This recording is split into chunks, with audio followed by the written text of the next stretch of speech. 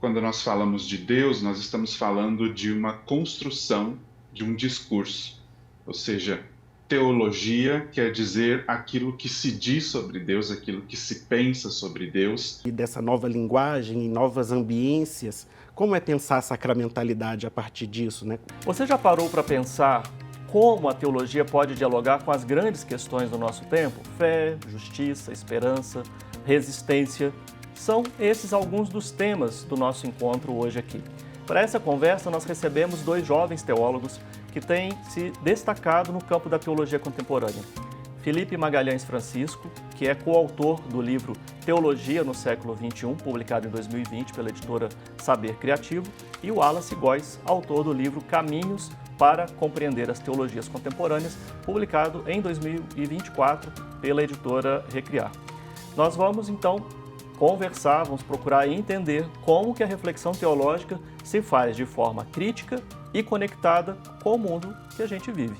E para começar, o que significa, Felipe, o que significa Wallace, a gente falar em teologia no século XXI, teologias contemporâneas, Felipe? Olá, Flávio. Olá, Wallace. Obrigado, Flávio, mais uma vez pelo convite. É uma alegria estar aqui com vocês. Bom, a teologia, ao longo da história, ela sempre buscou dialogar com o contexto. Alguns momentos isso se deu de uma maneira mais qualificada, outros com um pouco mais de dificuldade. Mas é certo que a gente vive essa mudança de tempos, né, e tanta transformação no que diz respeito a ser humano nesse contexto de século XXI, que pressupõe que a teologia possa entrar em diálogo com esse novo contexto, né? Então, tantos novos desafios, tantas transformações cada vez mais rápidas, né? Como que a teologia pode contribuir com o diálogo com a sociedade nesse novo contexto? Sim. Então, fazer teologia no século XXI é uma exigência quase que missionária, né, do labor teológico, de buscar dialogar e compreender o tempo presente para ajudar, de alguma maneira, a intuir algumas luzes possíveis para compreender o humano. Sim. E você, Wallace, você propõe, inclusive, o termo no plural, né? Teologias. Como é que você pensa essa questão? E bem-vindo ao Religare, né? Pessoalmente, falando assim com você diretamente. Obrigado, é sempre um prazer estar com vocês. Eu acho que o plural já quer indicar algo importante para a reflexão teológica, né? Porque quando nós falamos de Deus, nós estamos falando de uma construção de um discurso. Ou seja, teologia quer dizer aquilo que se diz sobre Deus, aquilo que se pensa sobre Deus, e podemos dizer que a partir de cada contexto, de cada experiência, de cada localização, de cada pessoa, se faz uma teologia, ou seja, as pessoas dizem coisas sobre Deus a partir das suas experiências, das suas vivências, dos credos religiosos, da denominação religiosa que pertence. Então, quando nós falamos de teologias no plural, nós estamos pensando nessas possibilidades, nessas realidades que nós interpretamos a partir da lente de Deus, né? E de que pensar Deus no momento presente é nós falarmos isso a partir de uma perspectiva intencional. Ou seja, se falamos de Deus, se falando de Deus, estamos elaborando uma teologia, estamos reproduzindo uma teologia, que façamos isso então de forma intencional, de forma responsável, de forma racional e inteligente. Muito bem. Há 20 anos, o Religare busca compreender a diversidade religiosa e cultural. Se você quiser rever, se você quiser assistir episódios anteriores, acesse o nosso canal no YouTube, Religare, Conhecimento e Religião. E para ficar por dentro de tudo que acontece na nossa programação, acesse as redes sociais no @TV Horizonte Oficial. Wallace, você colocou no título do seu livro a expressão caminhos, né? Caminhos para compreender as teologias contemporâneas. O que significam esses caminhos? Tem alguma intencionalidade nisso? Pois bem, a palavra caminhos aí nos dá essa ideia de rotas possíveis, de possibilidades, né? De sugestões. E a editora nos fez essa proposta de inserir o conteúdo do livro dentro de uma série de outras duas produções da editora Recriar. Uma delas tem a ver com as teologias feministas, ou seja, caminhos para compreender as teologias feministas da teóloga Ivone Gebara, e também um outro livro sobre Rubem Alves, que visa também introduzir o pensamento dele, caminhos para compreender a proposta de Rubem Alves para a teologia. Então, eu me senti lisonjeado em poder contribuir também com essa perspectiva, com essa construção de conhecimento que visa nos colocar em diálogo, nos colocar no caminho, nos colocar nessa proposta de que teologia é um constante fazer, é uma constante possibilidade. Então, acho que quando falamos de caminhos, estamos falando de rotas possíveis e de uma construção que está sempre em processo. Muito bem, realmente muito boa companhia nessa coleção. O Iago colocou você, Wallace. No seu caso, Felipe, você, quando fala no livro em coautoria com o Fabrício Velic, vocês falam das urgências teológicas, né? Que urgências são essas? A gente pensou, Flávio, que a teologia no século XXI ela precisa estar diante de novos contextos e em novas fronteiras. Então, há uma série de questões que têm emergido na contemporaneidade que a gente precisa estar em diálogo com elas, né? Então, a gente vai vendo as teologias contextuais que cada vez mais vão ganhando força, e isso é muito importante, mas também como que a teologia, no modo, digamos, mais tradicional da maneira como ela é feita, ela pode se interpelar e se perguntar como se repensar diante das novas exigências, né?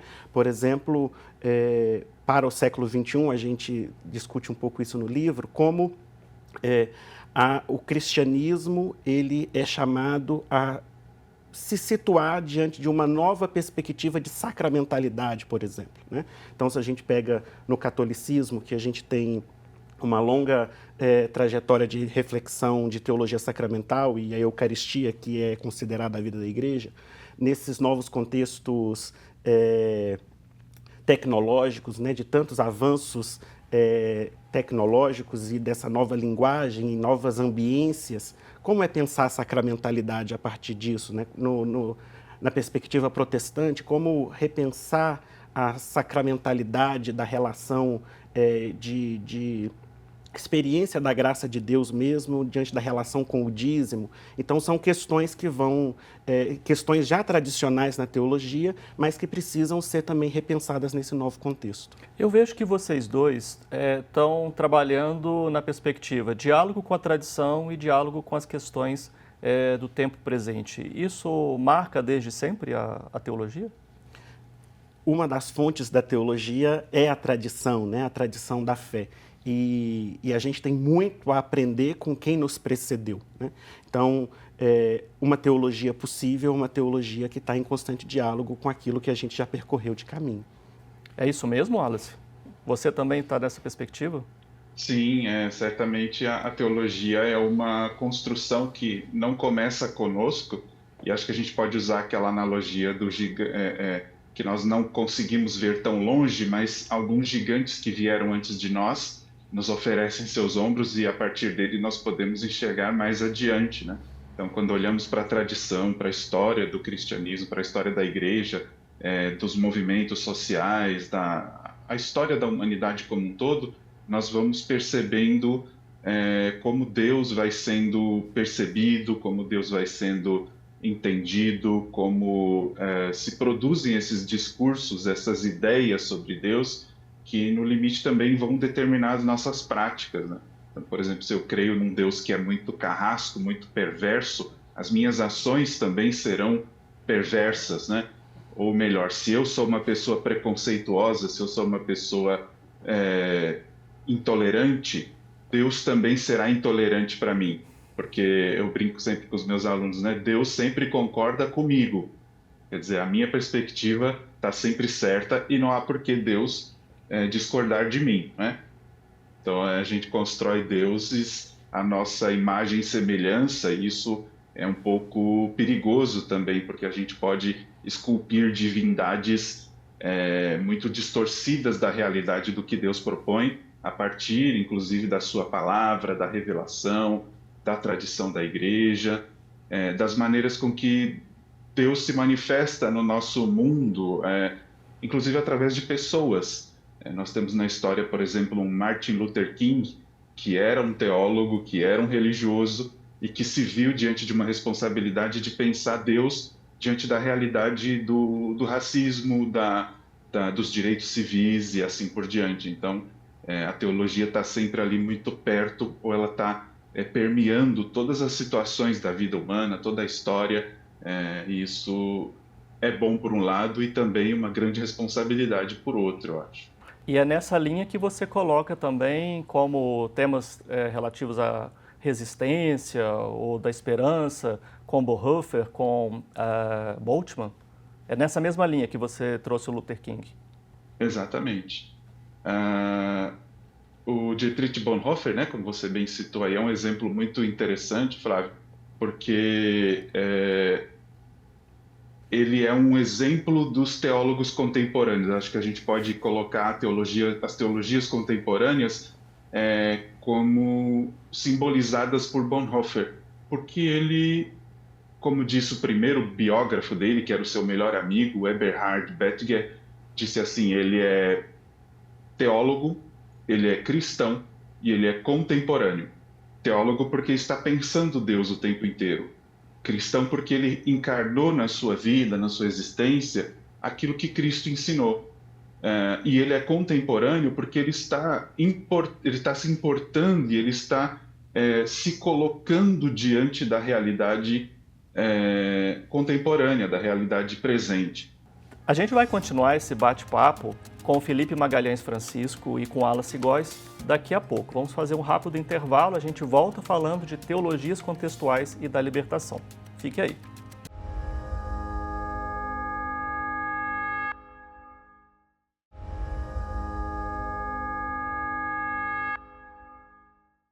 Resgatar do texto bíblico a noção de que Deus tem uma opção preferencial e essa opção preferencial é pelos pobres. E quando a gente vai pensar em empobrecidos e empobrecidas, a gente vai ganhando outros contornos e outras teologias vão nascendo a partir disso. Quando nós pensamos nos seres humanos como imagem de Deus, nós precisamos entender que ao lidarmos com pessoas, ao lidarmos com as pessoas mais empobrecidas, né, que estão também nas situações limites, nas pessoas marginalizadas, nós estamos diante da missão que Deus nos dá, que é de restabelecer a dignidade, de devolver às pessoas o direito que eventualmente foi roubado em momentos cruciais da história. A teologia, como vimos até aqui, não está no passado. Ela está no presente, ela caminha, provoca, reconstrói. Nesse bloco, nós vamos seguir o bate-papo com os dois teólogos, Felipe Magalhães Francisco e Wallace Góes.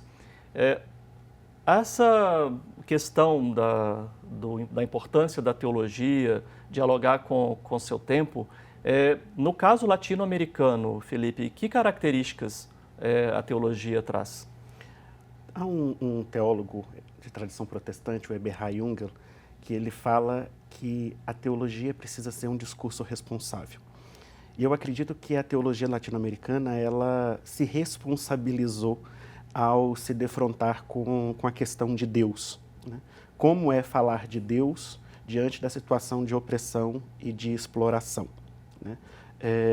E isso fez com que a teologia da libertação acabasse se tornando, de alguma maneira, uma referência em dizer que resgatar do texto bíblico a noção de que Deus tem uma opção preferencial e essa opção preferencial é pelos pobres. E quando a gente vai pensar em empobrecidos e empobrecidas, a gente vai ganhando outros contornos e outras teologias vão nascendo a partir disso, né? Dessa responsabilidade de encontrar outros lugares teológicos a partir dos quais a gente vai se confrontar com a revelação e vai ver como que Deus se faz companheiro nesse caminho e como que Deus atua, né, para a dignificação da pessoa. Um desses aspectos é das teologias feministas. Wallace, você fala também no seu trabalho sobre essa perspectiva. O que é que significa? Né? Dá para ressignificar, né, essa imagem de Deus, a ideia de Deus, a partir desse horizonte da mulher?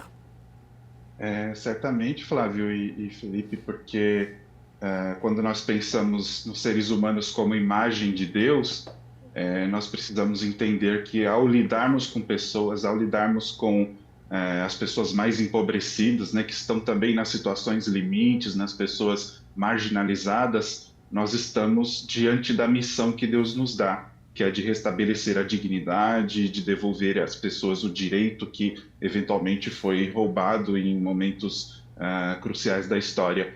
Então, por exemplo, a experiência das mulheres, das teólogas feministas, são muito importantes também para nós repensarmos o lugar que é dado ao homem na sociedade, por exemplo. Tem uma teóloga feminista que diz uma frase que é bastante forte, mas que nos faz repensar, né? Se Deus é macho, ou seja, se imaginamos sempre Deus como um homem, um senhor, um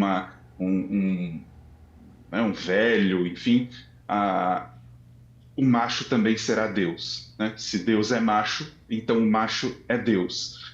E aí nós acabamos divinizando coisas que, na origem ou no princípio teológico, ou na criação do relato da Bíblia, eram iguais em dignidade e semelhança com Deus. Sim.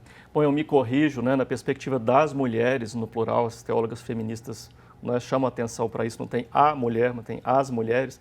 Tem também, Felipe, a questão étnico-racial, né, que traz também um novo olhar, uma outra perspectiva para a compreensão de Deus.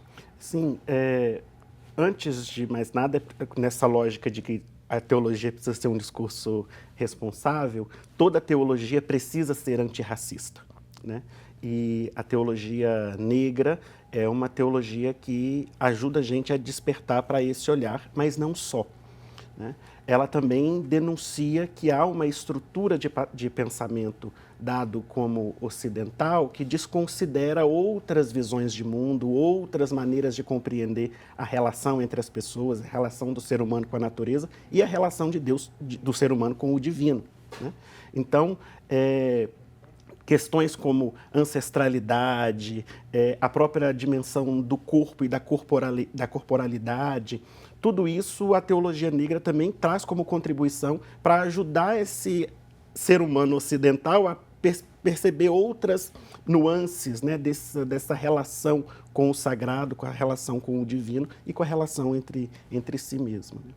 Eu quero aproveitar e trazer aqui a contribuição da Cleusa Caldeira, né, para esse debate, mulher negra, falando sobre a teologia negra feminista.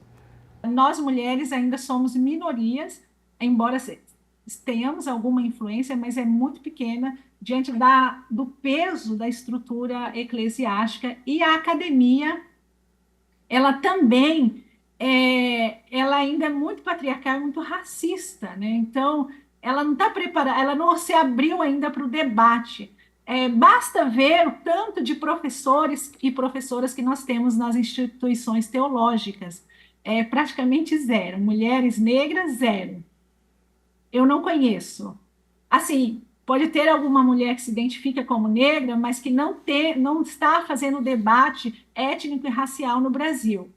Então, às vezes é só para aliviar a consciência da instituição ou coisa parecida. Quando nós falamos de teologia, a gente pensa numa teologia hegemônica, numa teologia patriarcal, numa teologia ocidental, numa teologia eurocêntrica que subjuga os outros conhecimentos, os outros povos.